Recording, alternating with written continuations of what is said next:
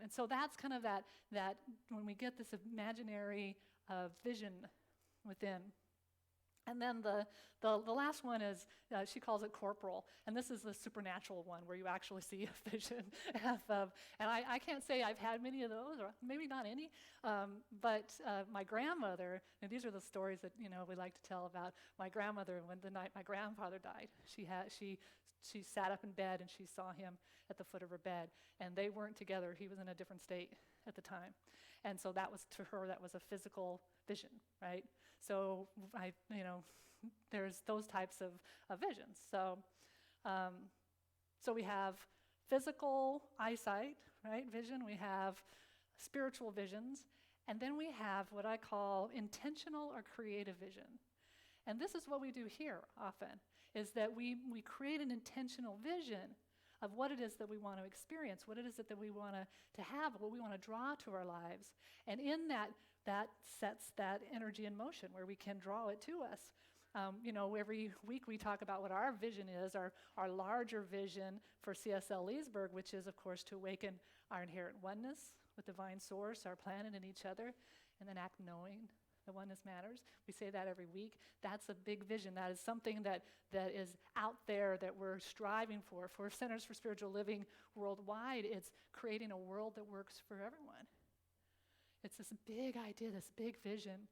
And I love Charles Einstein and his book called The Most Beautiful World Our Hearts Know Is Possible. That's the most beautiful vision, isn't it? It's just to imagine the most beautiful world that our hearts know. That we know within us. I think there's an innate knowingness within us of what is possible, what is it that we can create, and what we can see and what we can experience. And so this idea of creative vision is this active way of creating, of drawing to us. And I was thinking about this, about how many times I've done that, where I've set a vision of something that I want, and in our affirmative prayer, the way we pray, it's all about having a vision of what it is that we want to experience, how we want to be, how is it going to look. And just the other day, I realized sometimes I just do this now. It's so just natural for me. I'm not quite even aware that I'm doing it. But my grandmother had a chest. It's a beautiful Japanese carved chest, and it's been in my family forever. I grew up with it. And my brother has had it in Albuquerque, and he's moving, and he's not wanting to keep it. And I want this chest, And so I've been wanting it for a while, and I've been trying to figure out. I priced what it was going to cost to bring it here, and it's very expensive. And he was keeping it, but now he's going to move, and so I've been kind of thinking about it. And then I just thought, I haven't figured out how I'm going to get it here, but I just know it's going to get here.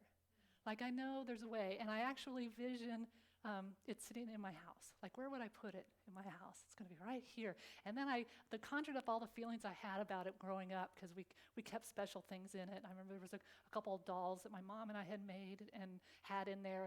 And so I kind of visualized this whole having this here and thinking about my kids seeing it. And, just this beautiful chest that has history. And so I'm like, I can hardly wait to see how that's going to come about.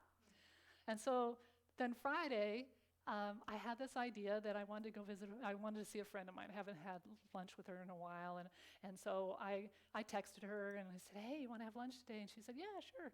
And so we went to have lunch, and I sat down and I said, "So what have you been up to? Or what are you up to?" And she said, "Well, I'm getting ready for my niece to come visit." I said, "Really?" And she goes, "Yeah, she lives in Albuquerque." I said, "Albuquerque? That's where my brother lives." And I said, "As a matter of fact, I'm trying to figure out how to get a chest here from there." And she goes, "Oh, I'll bring it." I'm like, "What do you mean you'll bring it?" She goes, "Well, I'm driving there in May." And I'm like, "Do you have?" She goes, "I'll be in my Suburban. I'll be able to bring it home." And she goes, "And if you need a place to put it after your brother moves, my niece can keep it at her house." I'm like, "Oh, well, thank you, God." And so sometimes we don't really realize, right, that we're creating in that way. And especially if we practice, like when we practice what we practice, and we know it, and we put it out there, and we bring that feeling nature and that vision and that purpose and that understanding, and then we release it, those answers come for us.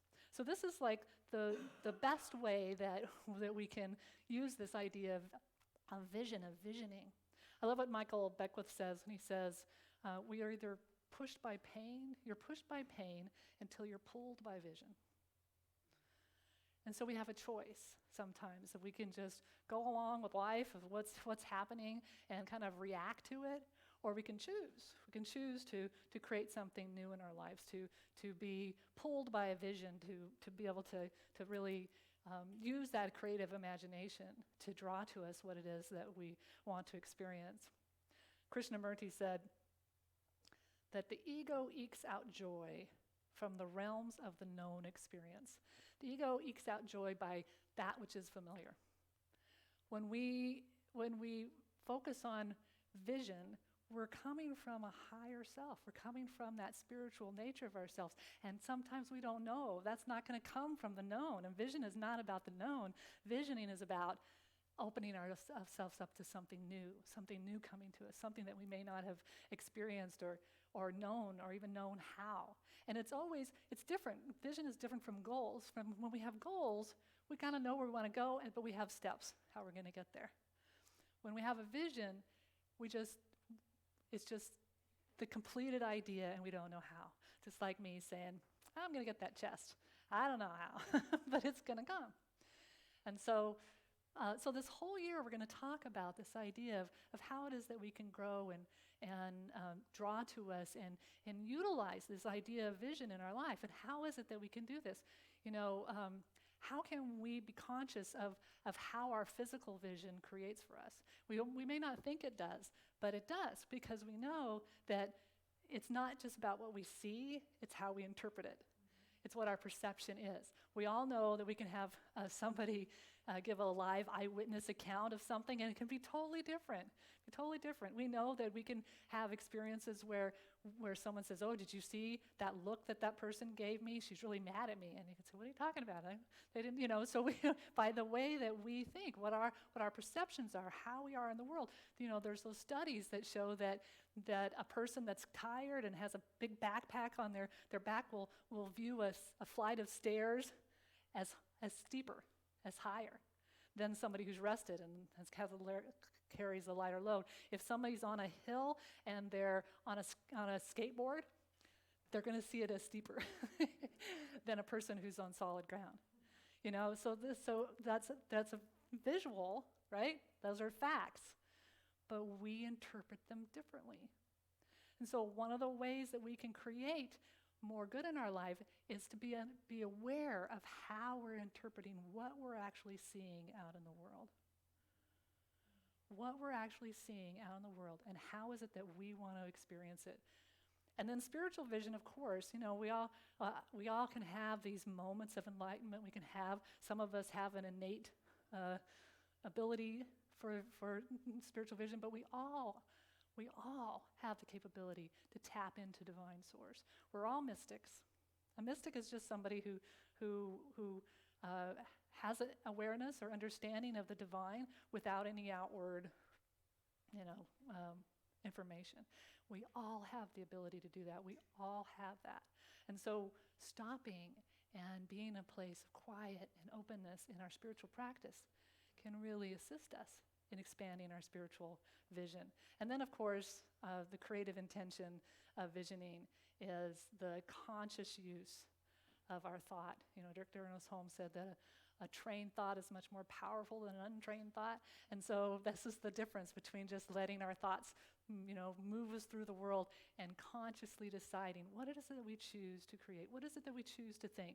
What is it that we want to experience in the world? Dr. Holmes said, what we now experience, we may cease experiencing if we have the will and the imagination to set our vision in an opposite direction. So whatever we're experiencing in this moment, if we have the will, the focus, the imagination to have this vision, we can set our vision in an opposite direction and hold it there. It is the office of the imagination to set the vision. The will should hold it in place until the creative genius of the inner life transforms the image of limitation and transmute it to liberty under the law. So that it moves into this creative expression out into our world. And all of this, how we use vision, depends on how we see the spiritual truth in our life, which brings us to this, going back to the basics of what it is, our understanding of what we might call God or spirit or divine. Ernest Holmes says the study of the science of mind is the study of first cause, of spirit, of mind, or that invisible essence, that ultimate stuff and intelligence from which everything comes, the power back of a creation, the thing itself. He called the divine the thing itself, that which is everywhere present, all available, always available, throughout all things. And it matters to us how we understand this. In the book Principles of Oneness, he says, it is worth your time to re-examine your thoughts and your beliefs of who and what God or the universe is. It's worth our time, because the way we understand that energy that moves through all things and how it works in our life, if we see God as a separate being up in the sky, separate from us, that's judgmental, that is going to punish us, we're going to act differently. If we see two opposing forces in the world, spiritual forces, a God and a devil or an evil presence, and we're kind of in the middle, we're going to act differently in the world. When we come to that understanding of this divine energy that moves through all of us, that is pure potential, pure potentiality, we come from a place of love and security, not from fear, not from pushing against, not from pushing away. In the Principles of Oneness, he says, this field of energy is identified as God universe. This infinite field of energy over the course of history has been identified as universe, as God, as the divine, as the soul, Allah, the great spirit, Mother Nature, the force, and many other names. This is important because it helps to unify a variety of religious, philosophical, and pagan beliefs that often have an incomplete or misinterpretation of the concept of the universe or God. A lot of us have little bits of the truth, right? And one of the power that Ernest Holmes did is he took all those bits of truth and he found the common thread, and he took away the dogma and what people thought and the judgments, and he said, everybody's saying the same thing.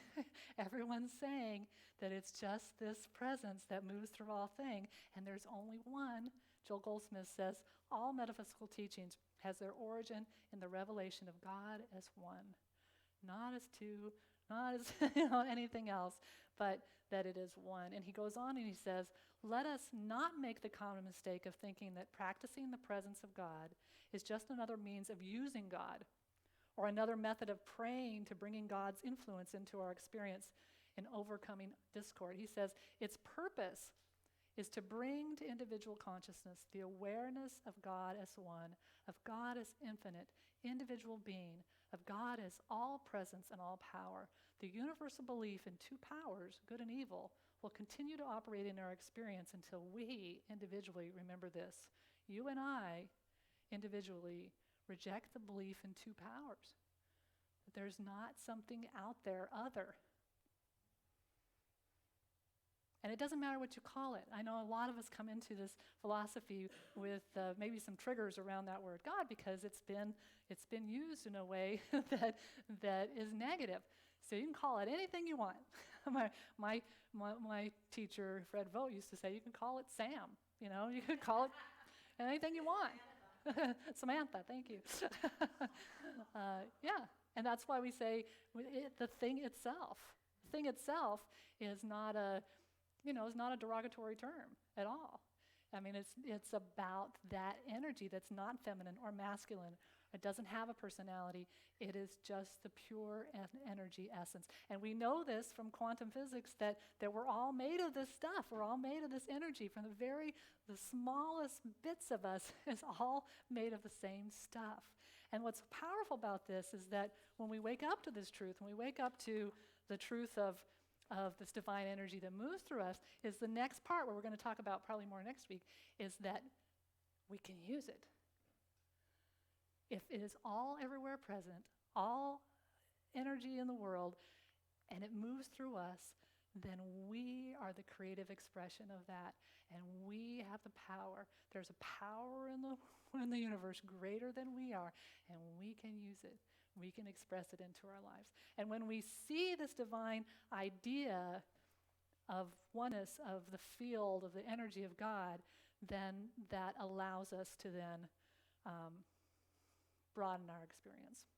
And Dr. Holmes says, ignorance stays with us until the day of enlightenment, until our vision toward the Spirit broadens and casts out the image of a no longer useful littleness. Isn't that beautiful? Ignorance stays with us. So until we have a new understanding, until this day of enlightenment, until our vision towards Spirit, this idea that we have towards this idea of oneness, of essence, of Spirit, broadens and casts out the image of a no longer useful littleness. That when we are not aware of that divine that moves through us, it makes us little. It makes us separate, makes us fearful and weak and wanting to fight, right? When we see that divine energy as this big presence and we're a part of it, it makes us powerful, makes us loving, makes us generous, makes us kind. So this is what we're going to be looking at for this whole year of how can we harness this idea of vision to create a world that works for all. And so how can you improve your vision? Physically, working to widen your perspective, spiritually to slow down and open yourself up to the spiritual insights that are available to you. Creatively, to not succumb to the facts that are being broadcast out there in the world, especially right now through our social media, on the television, because we can get caught up in that. So I want to leave you with some facts to help us as we open ourselves up to having a more powerful creative vision. It's from Steven Pinker, and Steven Pinker is a researcher, he's a writer, and he gathers facts and numbers, and he tells a story about where we really are. And so he says, he's talking about what we can look forward in 2020. He says that for us in our world, progress is a historical fact. He says the numbers show that over the past 7 decades, humans have become, on average, longer lived, healthier, safer, richer, freer, fairer, happier, and smarter, not just in the West, but worldwide. He goes on and he says, but this progress is invisible to most people because they don't get their understanding of the world from numbers. They get it from headlines. And journalism, by its very nature, conceals progress because it presents sudden events rather than gradual trends. Remember, we talked about always look for the trends. Where are we going? So most things that happen suddenly are bad. A war, a shooting, an epidemic, a scandal, a financial collapse. Those are all things that happen in the moment. Most things that are good consist either of nothing, like I got here today safely. We all got here today safely. That's kind of nothing happened. It's all just fine.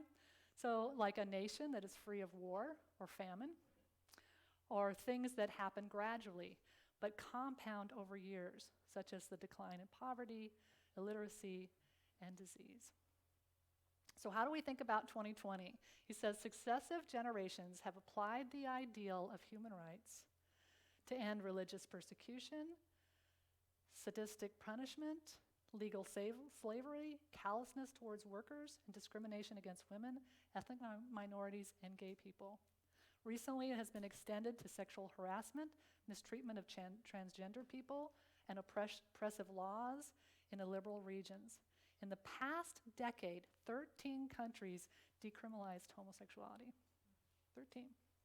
Even the most backward will face pressure to abandon archaic practices that keep girls out of school and women from driving. He says 193 countries of the UN continue progressing towards goals that slash poverty, hunger, disease, illiteracy, gender inequality, war, and other scourges. During the past decade, the number of democracies in the world have hovered at a record high range, with 99 in 2018 compared to 87 in 98, 51 in 88, and just 10 in 1918. Democracy's on the rise. Rates of death in wars of all kinds plunged 100-fold between 1950 and 2005, from 22 per 100,000 people to 0.2 in all wars. And I love sharing these ideas because, again, we can get so caught up in the moment, what's happening in this moment, and feel like, it's all going in the wrong direction. And that doesn't mean that we don't watch it. We just spent a whole year talking about spirituality in action and what is ours to do and how we can take action. And there are things that, yes, need to change. But when you look at the big change and where we're going, where that momentum going, and what that vision is, it's healthier and freer and kinder in every way.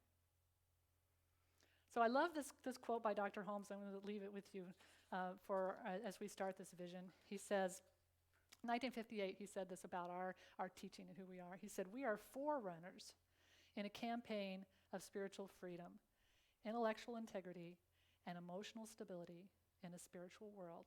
We're forerunners in this campaign: spiritual freedom, intellectual integrity, and emotional stability.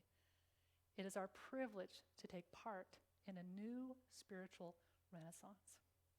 And it's our privilege to continue that renaissance in our personal work and how we hold a vision for each other, ourselves, and our world. So let's take that into our prayer time, our first prayer time, our meditation for 2020.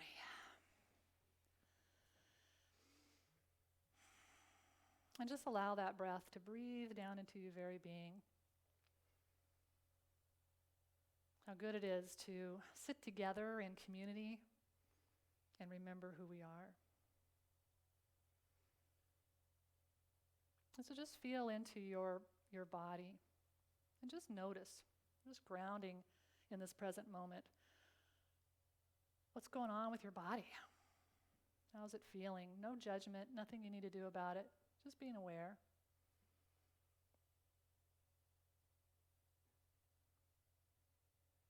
And then just bring your awareness to your emotions. What emotions might be going on for you in this moment? And maybe you don't feel much. That's an emotion as well. Just calmness, peace. And then just lift up to your mind. Is it busy? Is it calm? Are there lots of thoughts? And again, nothing to do about that, but just become aware.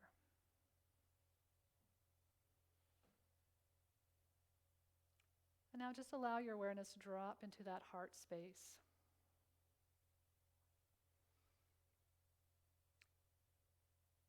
And I'd like you to just feel into a vision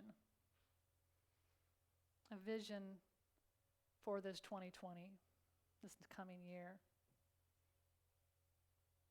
And to do that, I want you to just bring forward, if you choose, a time in your life that you have felt safe and healthy and happy.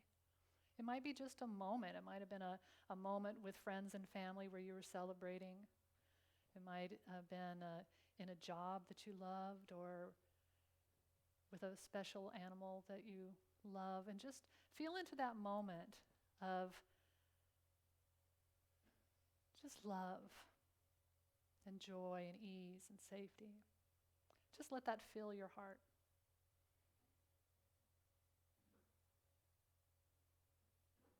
And now, continuing with this feeling, noting how it feels for you to feel this safe, loving energy, use your visual imagination to project forward next year at this time. You might be sitting in the same space. And how it is that you want to feel, taking those feelings of love and joy and peace and wholeness and happiness, whatever it is, and visualizing yourself. Where is it that you're going to be? What are you going to be celebrating?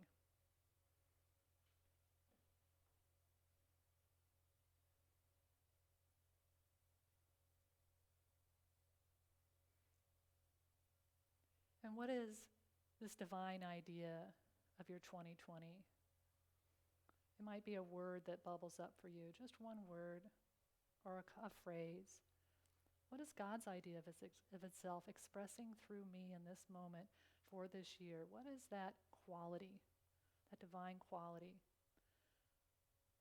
that you can attach to this vision going forward into 2020? Whatever that quality is, just allow it to settle into your heart space. And now just feel that energy of love and wholeness and completeness and health and wellness. And as it just fills up your whole being, allow it to spill out into this room, however you visualize that. It's light. It's just energy. And it begins to touch the people around you, blessing them. And as you notice your energy blessing others, that energy is coming back and blessing you. And just notice how it expands in this room, this light, this energy. As we lift our vision up, moving out of this building and seeing it spread out through this campus, loving all that goes on here during the week, all the good work that it does. Let us lift up to the town of Leesburg and wherever you came from this morning, whether you're home or wherever you're staying, and all the people who are there, reside there, and all the animals, all the life. Just blessing them with this energy. Let us expand from the state of Virginia and the surrounding states, and let's just move over to our capital, Washington, D.C., and just vision a year from now. What is the highest and best for our community, for our government, for those decision makers who have made the best decisions for the highest and best of our country and the world over this next year? We don't have to know how that looks. We don't have to know what's going to happen over this next year. We just can hold that vision of celebration and of peace and abundance, health for our country. And let us expand now throughout our whole country and moving up to see our world, this beautiful, beautiful marble that houses all that we know, all that we love, everything we've ever experienced, and surround it with this light, this loving energy. And just allow yourself to expand out into that universal field of energy, knowing that you are one with it all. And in doing that, we feel that expansive nature of the one within us. And we bring our conscious awareness back into this space, back into our bodies, breathing down into our feet, grounding our feet to this Mother Earth, placing a hand over your heart. We just recognize that this divine presence that is everywhere available is right here, right now. It's within each of us in the most powerful and beautiful way. I know that our intention, our vision for 2020 is set at this moment, is made manifest throughout this year, that there is love and peace and wholeness and health, and that we bring that forward by holding that vision, by knowing that truth, by being that expression of God in everything we do. This is the truth that I claim and know in this moment. This is what I celebrate today. I release it into that law that makes it so. I celebrate it by simply saying, and so it is. And we know this together. And so it is. And so we let it be. And Patty and Brent are going to